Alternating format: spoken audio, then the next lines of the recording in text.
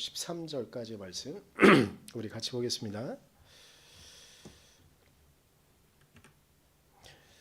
그때에 아말렉 사람들이 몰려와서 르비딤에 있는 이스라엘 사람을 공격하였다. 모세가 여호수아에게 말하였다. 장정들을 뽑아서 아말렉과 싸우러 나가시오.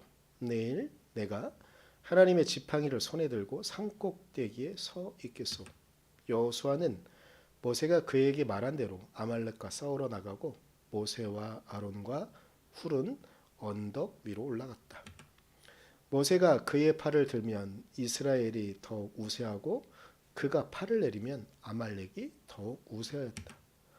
모세가 피곤하여 팔을 들고 있을 수 없게 되니 아론과 훌이 돌을 가져와서 모세를 앉게 하고 그들이 각각 그 양쪽에 서서 그의 팔을 붙들어 올렸다. 해가 질 때까지 그가 팔을 내리지 않았다. 이렇게 해서 여호수아는 아말렉과 그 백성을 칼로 무찔렀다. 아멘.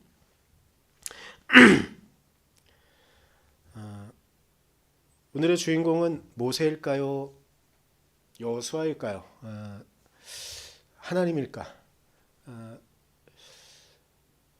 우리가 지난 올해 제가 말씀들을 좀 보면서 새벽 예배 말씀 제가 먼저 묵상하고 더 깊이를 좀 하면서 참 좋다는 생각이 좀 많이 드는데 오늘 말씀들도 어찌 보면 그런 흐름들에 있는 거여서 되게 감사하고 좋아요.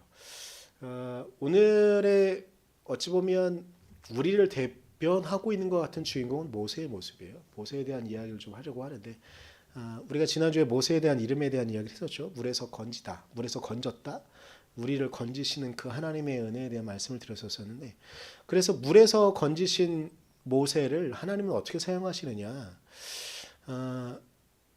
모세는 우리가 알고 있는 구약의 인물들 가운데 가장 유명한 사람들 중에 하나죠. 모세와 다윗 이 두 명의 이름은 모르는 사람이 거의 없을 거예요. 그런데 오늘 모세는 어떤 일을 하느냐. 아말렉과의 전쟁 가운데서 두 손을 들고 전쟁의 승패를 좌우하게 되는 일을 하는 것이죠. 그런데 이런 일들은 처음 나는 게 아니고요. 결정적인 여러 가지 장면들이 있는데 아마 가장 결정적인 장면들 가운데 하나는 하나님께서 모세를 통해서 일하시는 장면들 가운데 홍해 앞에 서 있는 모세만큼 기가 막히고 드라마틱한 모습을 보여주는 것은 또 없을 것 같아요. 그래서 출애굽기 14장 말씀을 좀 보고 싶은데 출애굽기 14장에 보면 이제 뒤에는 이집트 군대가 쫓아와요. 그리고 앞에는 홍해가 있어요. 사면초가라는 말이 딱 지금 모세와 이스라엘 백성들이 처해 있는 딱 상황과 동일하죠. 그렇게 놓여 있는 그들을 향해서 하나님께서 모세에게 14장 16절 제가 전번 보면 떠오긴 했는데 14장 16절에 이렇게 말씀하세요.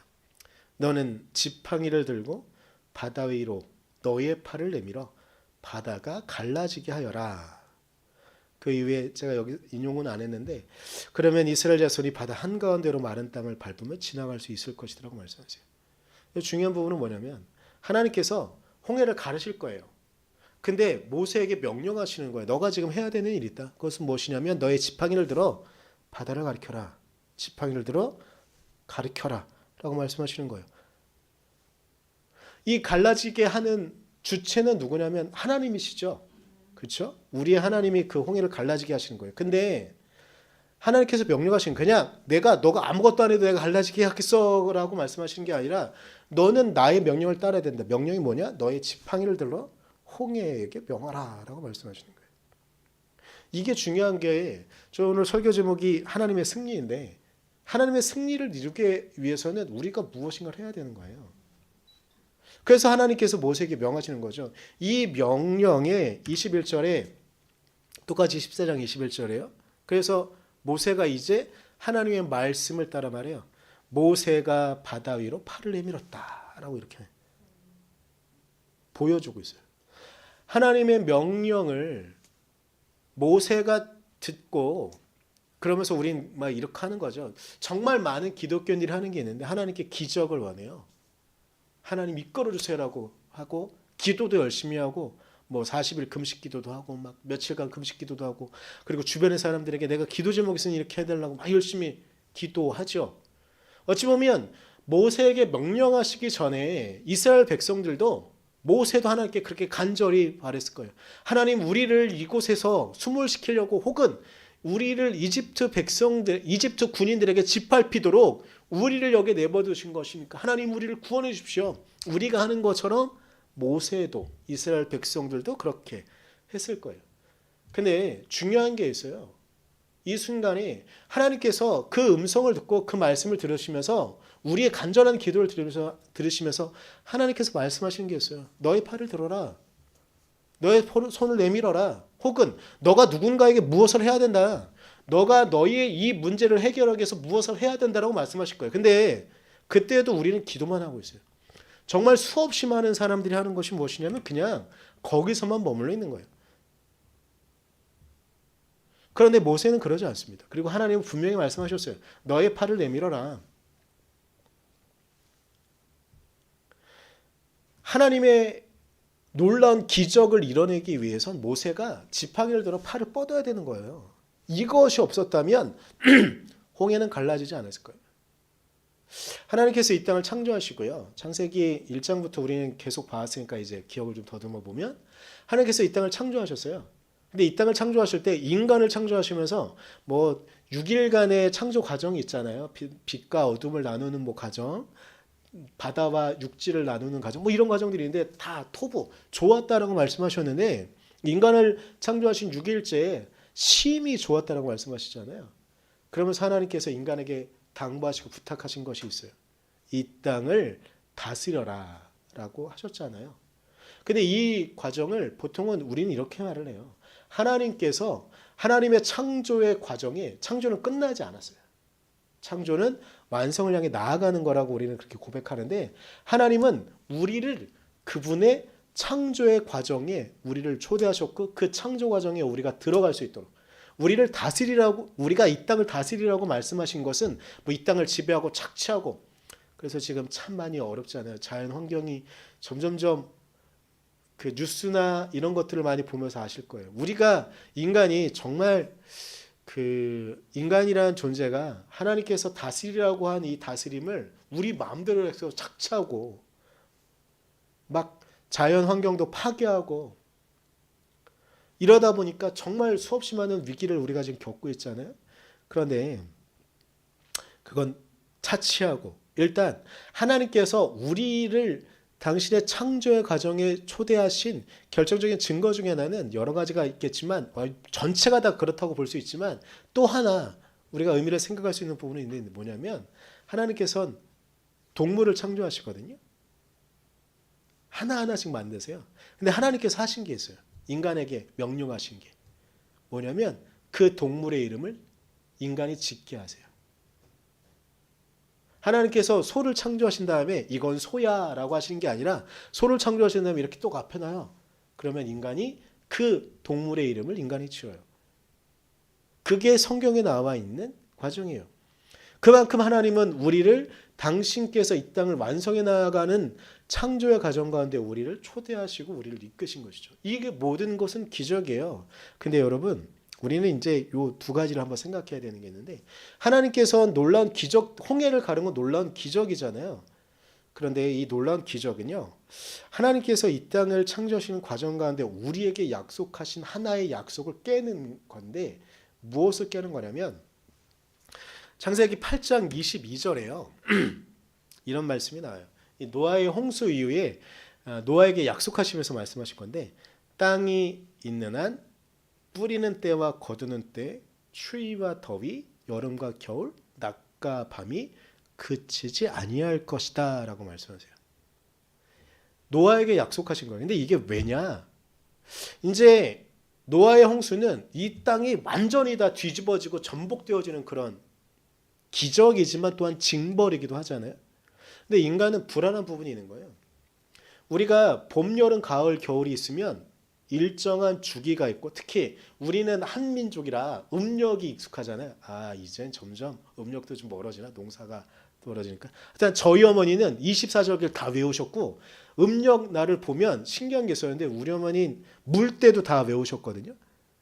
음력 날짜만 보면 이쯤에 물이 언제 와고 뭐 저는 도저히 못하지만 하여튼 그렇게. 그러니까 이게 하나님께서 창조하신 세상을 이제 질서정연하게 어떤 당신께서 노아의 홍수처럼 직접 개입해서 막 세상을 바꾸고 막 이런 게 아니라 이제는 일정한 원칙을 갖고 이 땅을 움직이겠다고 하시는 말씀인 거거든요. 이제는 하나님께서 직접 개입하시는 게 아니라 너희들이 내가 질서정연하게 만들어 놓은 이 땅을 온전히 다스리라고 말씀하시는 그런 부분인 거예요. 봄, 여름, 가을, 겨울이 있을 것이고 뿌리는 때와 거두는 때가 있을 것이고 낮과 밤이 그치지 아니할 것이다 라고 말씀하시는 건 이제 하나님께서 그렇게 이 땅을 창조하신 이 룰과 원칙을 그분께서 직접 개입하셔서 파괴하지 않겠다는 약속이신 거죠.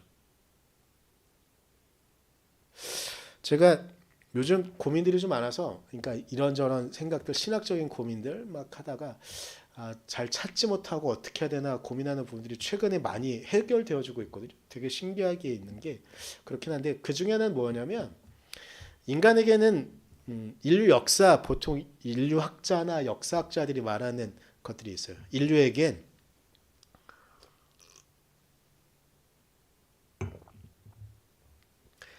결정적인 두 개의 사과가 있어요. 두 개의 사과가 있다고 말하거든요. 근데 첫 번째 사과는 뭐냐면 아담이 먹은 선악과예요. 두 번째 사과가 뭐냐면요. 뉴턴이 사과를 보고 발견한 게 있어요. 그게 뭐죠? 만유 뭐요? 네, 인력 원래 이제 청년한테 물어보려고 하는데 사모님이 말씀하셨어요. 만유 인력의 법칙이라는 걸 발견하게 되잖아요. 똑같은 움직이는 게 있다. 근데 이게 중요한 게 뭐냐면요. 어찌 보면 창세기 8장 22절의 말씀을 그냥 말씀으로 생각하다가 뉴턴이 만유 인력의 법칙을 발견해서 그리고 이것들을 통해서 체계화적으로 수칙으로 만든 다음부터 사람들이 달을 갈 수 있게 된 거예요. 왜냐하면 이 지구가 끌어들이고 있는 인력이 어떻게 되면 벗어날 수 있는가를 발견할 수 있는 시작도 만유 인력의 법칙이었고요.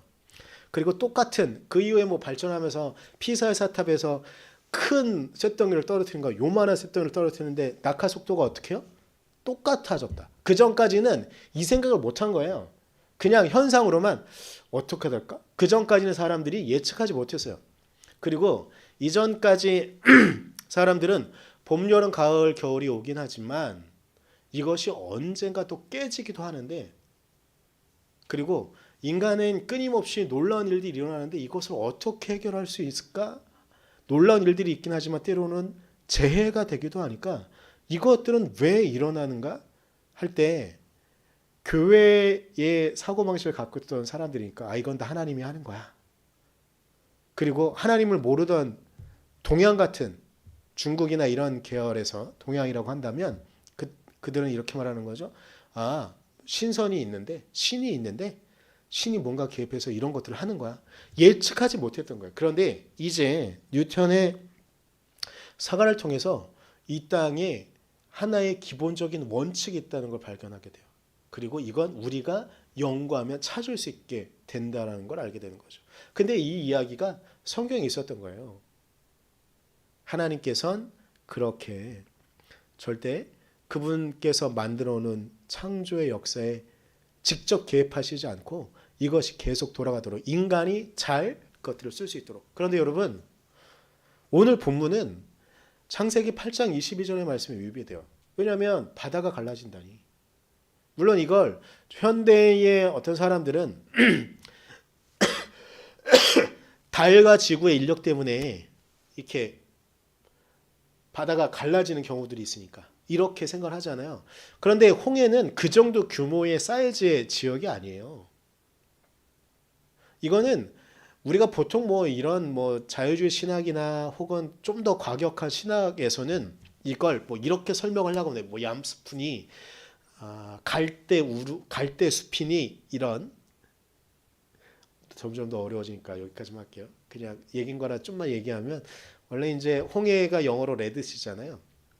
근데 홍해를 히브리어로는 얌스프이라 그래요. 얌스프라고 말하는데 이 얌스프라는 말이 홍해라는 단어에도 쓰긴 하지만 갈대 숲을 이르기도 말하는 거거든요.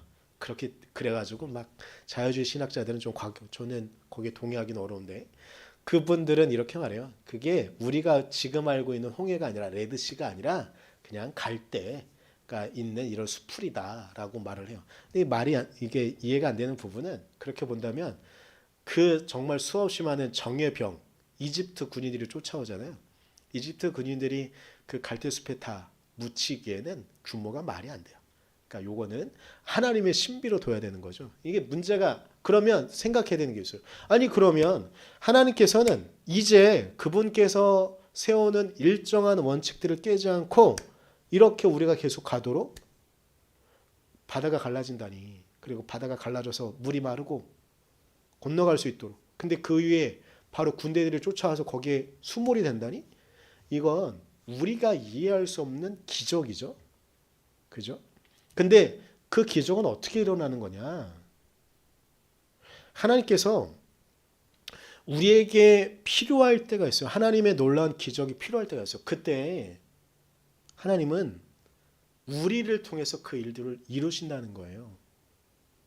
제가 오늘 아말렉과의 전투를 두고 있는 이스라엘 백성들 출애굽기 17장에 제가 읽은 본문 바로 앞에는요. 광야에서 이스라엘 백성들이 목이 말라가지고 하나님 딱 원망해요. 하나님 우리 목말라서 죽게 하려고 이집트에서 힘들게 나오게 했냐 막 이렇게 막 따져요. 근데 그때 하나님께서는 모세에게 명하셔서 물을 나오게 만드세요. 근데 이제 아말렉과의 전투가 있는 거예요. 아말렉이라는 거대한 성을 갖고 있었고 거대한 군인들이 있었던 그 백성들과 이방인들과 전쟁을 하게 되는 거예요. 근데 그때 하나님께서 모세를 통해서 하나님의 승리를 드러내시는데 그 승리는 뭐냐면 모세가 손을 들고 하나님께 이렇게 하고 있으면 이스라엘 백성들이 이겨요. 근데 인간이라는 존재가 영호는 그런 경험이 없겠지만 영호 빼고는 우리는 초중 고 때, 고등학교 때까지 그런 것 같은데 툭 하면 의자를 들었어요. 저만 그러지 않았겠죠? 그것도 의자를 들 때는 반 전체가 들어요. 벌 쓰는 거죠. 근데 생각해보면 초등학교 때 의자는 나무로 된 의자라 엄청 무거웠거든요. 그거 들고 있으면 막 때로는 무릎 꿇고도 있죠. 책상 위에 올라가서 이거 들고 있는 거 너무 힘들잖아요. 근데 이렇게 들고 있는 것도 힘들지만 팔을 제가 지금 이렇게 들고 있기도 하잖아요. 이렇게 들고 있는 것 자체가 너무 힘들고 어려운 거예요. 1시간 쉽게 들 수 있을까요? 모세가 이렇게 계속 들고 있는 게 힘이 드니까 팔이 떨어졌어요. 떨어져요. 지팡이를 들고 있는 팔이 떨어져요. 그러자 아말렉이 우세, 승기를 잡습니다.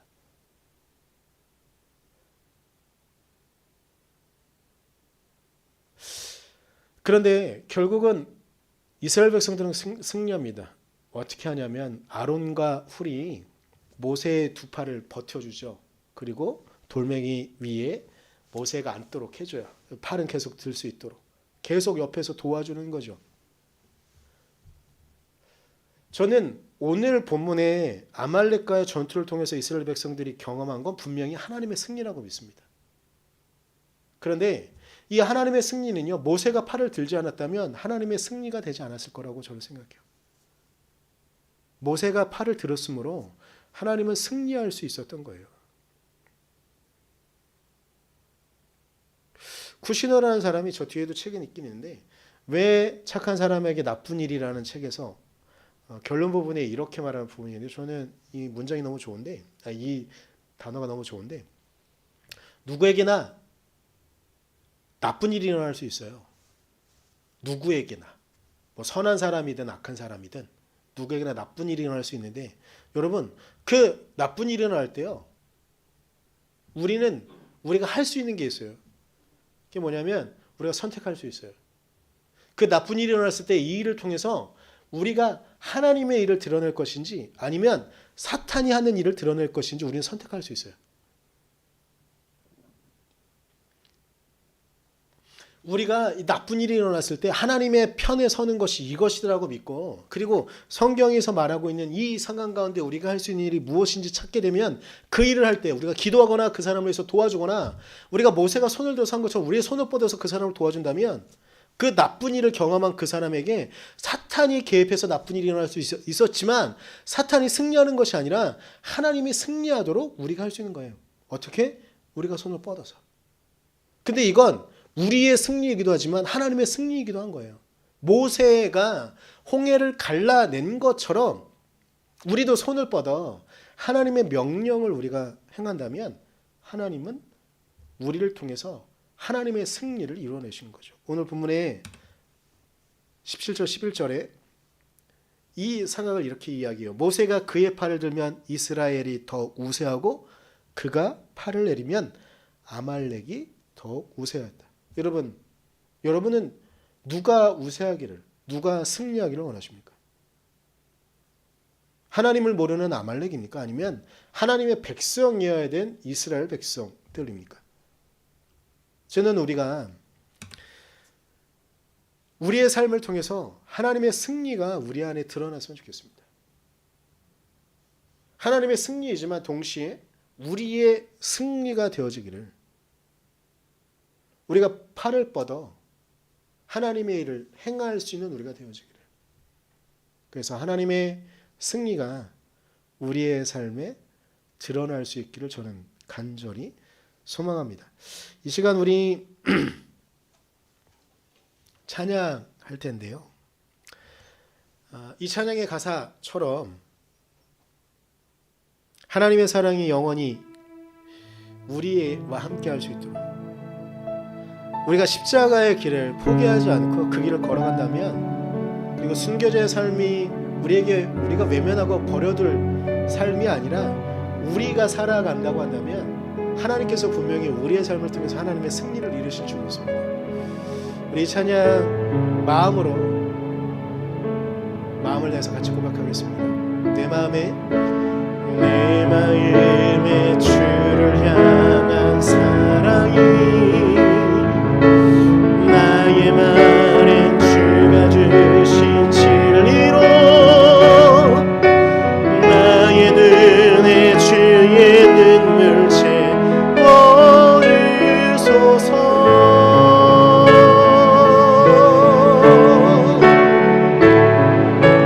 내 입술에 찬양의 향기가 두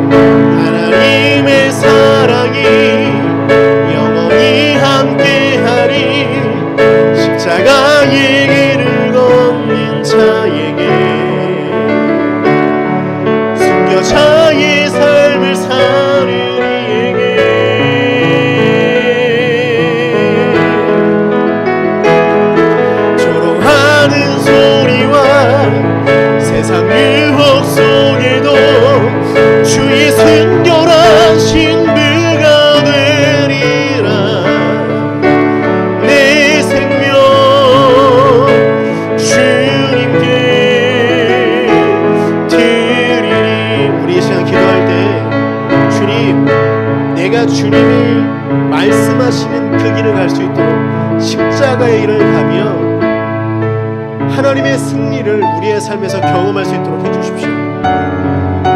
우리 이것 갖고 같이 기도하도록 하겠습니다. 기도하겠습니다. 주님, 우리의 삶이 하나님 앞에 놓여있기를 하나님, 우리가 온전히 아버지의 말씀을 따라가기를 간절히 소망합니다. 하나님, 모세가 일으켰던 모든 기적은 하나님께서 승리를 나타내시는 것이며 모세를 통하여 그 일을 이루시는 것을 우리는 묵묵합니다. 하나님, 우리도 또한 주님의 말씀을 순종하며 그 길을 따라가면서 우리의 삶을 통하여 하나님의 승리를 나타낼 수 있도록 하나님, 우리를 지켜주시고 우리의 삶이 아버지 은혜 앞에 있을 수 있도록 하나님의 능력 앞에 있을 수 있도록 하나님, 우리를 지키시고 우리 모든 삶이 아버지의 은혜와 하나님의 능력 끝내만 있을 수 있도록 우리를 지켜주셔서 온전히 아버지의 말씀과 하나님의 놀라운 능력이 우리의 삶 가운데 나타날 수 있도록 하나님의 승리가 우리의 삶 가운데 하나님 어떤 흔들림과 어떤 시험도 우리를 결코 흔들릴 수 없음을 하나님 온전히 아버지의 말씀을 따라 예수 그리스도의 그 십자가의 길 하나님 순교자들이 걸어갔던 그 길을 또한 우리는 따라갈 수 있도록 하나님,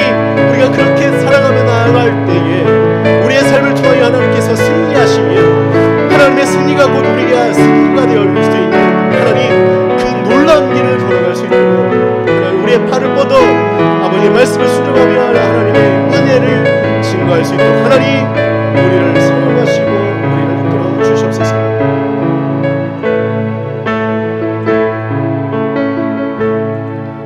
연호에 기도합니다. 주님, 모세는 하나님의 도구였습니다. 그리고 그를 통하여 하나님은 승리를 이 땅에 선포하셨고 하나님의 창조 역사 가운데 최종적으로 말씀하신 그 모든 것들을 넘어서서 놀라운 기적으로 사람들이 이해할 수 없는 신비로 우리에게 승리를 주시는 줄 믿습니다. 하나님, 우리의 삶이 버겁고 우리의 삶이 이해할 수 없는 고난으로 점철되어 있을지라도 그리고 그 고통 가운데 하나님은 어디 계신가라는 불안한 마음이 있을지라도 하나님, 우리가 마음을 놓지 않게 하시고 모세를 통하여 이루신 그 하나님의 승리가 우리의 삶에도 일어나고 있음을 우리가 믿음으로 고백하며 그 말씀을 따라 나아갈 수 있도록 하나님 우리를 사용하시고 우리가 온전히 아버지의 은혜의 가운데 있을 수 있도록 우리를 지키시고 우리를 이끌어 주시옵소서. 하나님께서 우리를 통하여 하나님의 승리를 나타내길 간절히 소망하며 우리가 그 말씀을 따라가겠습니다.